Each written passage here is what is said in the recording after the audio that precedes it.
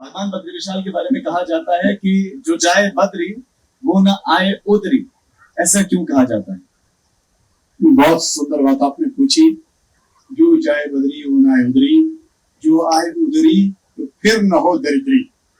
कहने का भाव, जो बद्रीनाथ दर्शन कर लिया उससे उधर यानी फिर बार बार गर्भवास की पीड़ा नहीं होती, मुक्त हो जाता है। मुक्त धाम है बद्रीनाथ। वो न हो उदरी, फिर उधर में जाने की आवश्यकता नहीं। कदाचित कर्म बस उधर में आया, वो दरिद्री नहीं होगा, वो महात्मा होगा, वो शुभ चिंतक होगा, समाज का पथ प्रदर्शक होगा, समाज को दिशा देने वाला होगा। ये लक्ष्य है। मोक्ष का धाम भी कहा जाता है। मुक्ति धाम, मोक्ष धाम बद्रीनाथ।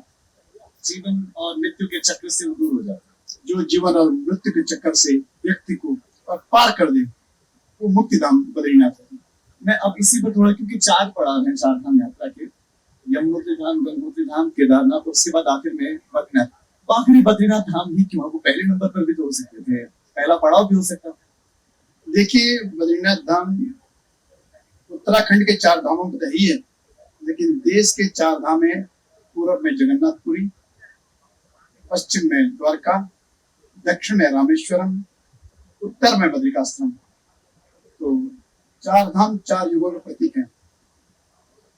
सत्युग के बद्रीनाथ जी, त्रेता में भगवान राम हुए रामेश्वरम, द्वापर में भगवान कृष्ण हुए द्वारका, और कलयुग के भगवान जगदीश जगन्नाथ जी, जो सामान्य मनुष्यों की समान तरीके से बदल देते हैं। 18 साल में जब अधिक मास आता है तो उनका शरीर और कलिवर बदला जाता है। तो 4 पुरुषार्थ हैं, धर्म, अर्थ, काम और मोक्ष।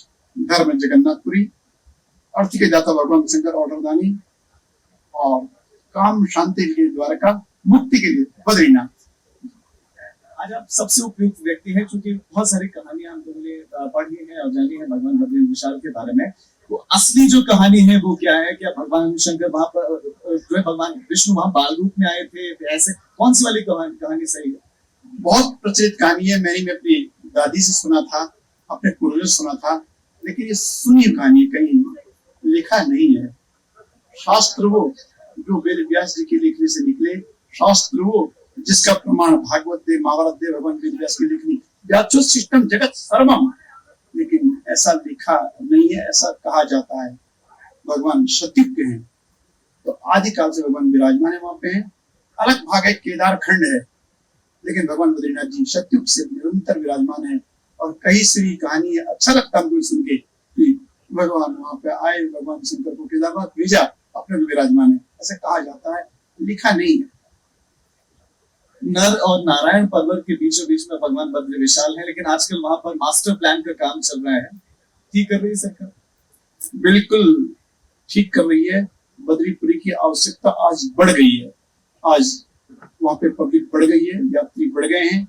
आने वाले समय पे रेल पहुंचने वाली है, लगभग करंट ट्रैक पहुंच ही गई है, इतना सा बाकी है। तो बद्रीपुरी के रास्ते, बद्रीपुरी की सड़कें, बद्रीपुरी का स्वरूप यदि अच्छा बनता है, हम स्वागत करते हैं इस बात का। बहुत अच्छी बात है, अच्छा हो रहा है। आपने बताया कि मोक्ष का धाम है। आज 4 धाम यात्रा का हमें स्वयं स्वरूप जो है बदला हुआ दिखाई देता है।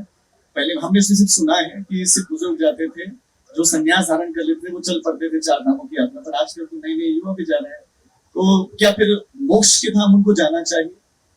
देखिए, जीवन का कोई भरोसा नहीं हम 80 साल जिए, जीवन का कोई भरोसा नहीं हम 100 साल जिए, 60 साल जिए। जब भगवान के प्रति आस्था हो, निकल जाना चाहिए। चाहे 18 साल की उम्र हो, चाहे 25 साल की उम्र हो, चाहे 80 साल की उम्र हो। ये कोई गारंटी थोड़ी मैं 80 साल जीऊं या 100 साल जीऊं। तो बिल्कुल जाना चाहिए, और प्रति वर्ष जाना चाहिए। इम्पोर्टेंट पॉइंट आपने कहा।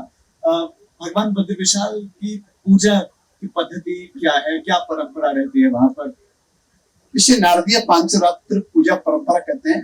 नारदीय पांचरात्र कहने के लिए, और मुख्य रूप से रावल दक्षिण भारत से तंत्र विद्यालय के लोग होते हैं, वहां से आते हैं। उनको पूजा का अधिकार आदि गुरु शंकराचार्य जी के समय से मिला हुआ है, तो वही पूजा कर सकते हैं। शेष लोग उनके सहायक हैं, लेकिन मूर्ति स्पर्श या मूर्ति का अभिषेक स्नान एकमात्र रावल दक्षिण भारत के, यही परंपरा हमारी है, ताकि दक्षिण के लोग यहाँ जुड़े रहे। ये शंकराचार्य ने बहुत सुंदर परिकल्पना की, जो आज मूर्त रूप में है, कि दक्षिण के लोग यहाँ बहुत मात्रा में आते हैं। इस वर्ष तो कुंभ है, पुष्कर कुंभ, न जाने कितने दक्षिण भारतीय लोग यहाँ पहुंचने वाले हैं। आप धर्माधिकारी रहे हैं, क्या प्रक्रिया रहती है धर्माधिकारी बनने की? कौन बन सकता है धर्माधिकारी? जी, मैं बीट पाठी लगभग 28 से 29 साल तक बीट पाठी हो रहा है। उसके बाद मेरे पूर्व धर्माधिकारी वो रिटायर हुए और अनुभव के आधार पर मुझे धर्माधिकारी पद दिया गया है, जो लगभग 10 से 11 साल हम वहां पे रहे और तमाम भगवान की पूजाएं हमारे पास रही। रावत जी, मैं, मेरे सहायक बीट पाठी लोग, और जीवन के आनंद के क्षण मेरे वहां पे भगवान के श्री चरणों में रहे हैं। और आज भी रिटायरमेंट के बाद मैं बद्रीपुर नहीं छोड़ पाया हूँ। मैंने घर बनाया वहां पे और मैं वहीं रहता हूँ। बस आज भी आपके सामने ऋषिकेश में बैठा हूँ, लेकिन मेरा मन बद्रीनाथ उड़ गया है, चला गया।